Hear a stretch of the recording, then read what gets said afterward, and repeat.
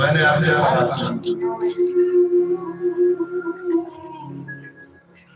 आज हम भागवत की कथा सुनते हैं, ज्ञान गंगा गेहे भागवत की कथा, गली गली में भागवत की कथा। एक जमाना हुआ करता था जब भागवत की कथा कहीं बहुत बोली होती थी और लोग बड़ी श्रद्धा से दूर दूर तक जाते थे, और जितना प्रचार प्रसार होने लगा लोगों की श्रद्धा और आस्था में कमी आ गई। बंधुओं, कथा कैसे हो रही है, कितनी हो रही है, ये बात नहीं है। कथा का मूल उद्देश्य क्या है, कथा किसे कहते हैं और कथा से क्या होता है, क्या जरूरत है इस कथा की, क्यों इतना खर्चा करना है, आखिर है कैसे कथा, ये हमें जानना है, इस बात को हमें समझना है। बंधु, आपने कल कथा सुनी नारद जी का पूर्ण चरित्र।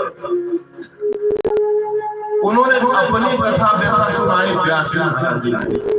देखो, व्यास जी ने भागवत को लिखा, 18 पुराणों को लिखा, शास्त्रों को लिखा, वेदों को लिखा, उपनिषदों को लिखा, लेकिन इस कथा को सुनाने की सामर्थ्य व्यास जी में भी नहीं है।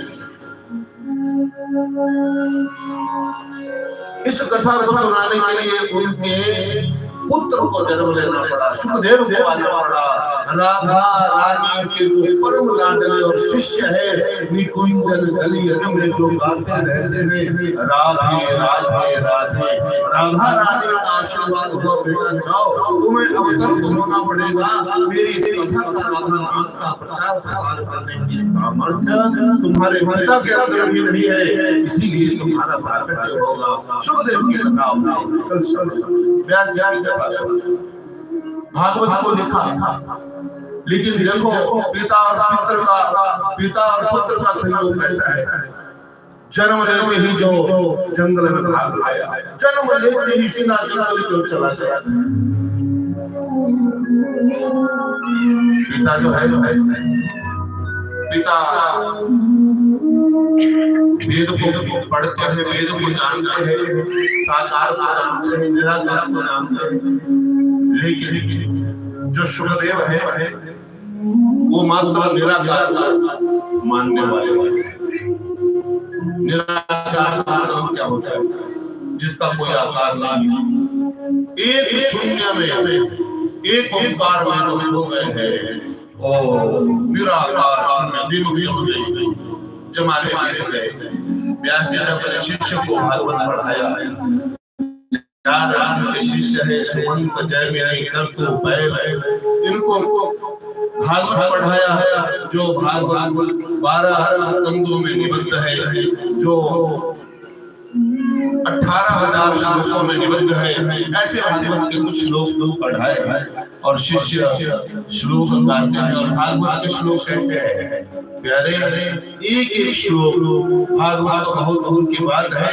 अपनी गृह में यदि इस भागवत का एक श्लोक भी प्रतिदिन गाता है या बोलता है तो साक्षात कृष्ण भगवान हो जाता है।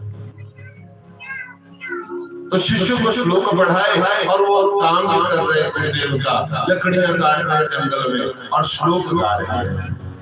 और श्लोक कैसे गाए सुनो, बहुत सुंदर था।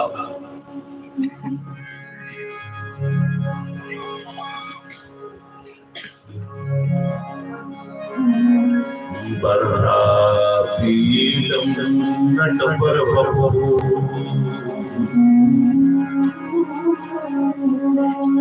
कर्णयो कर्णिकारं विभ्रदवासः कनककपीशो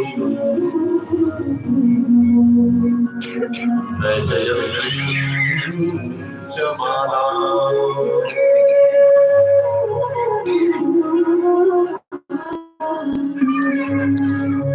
रत्नमान वेणु रघुर सुधया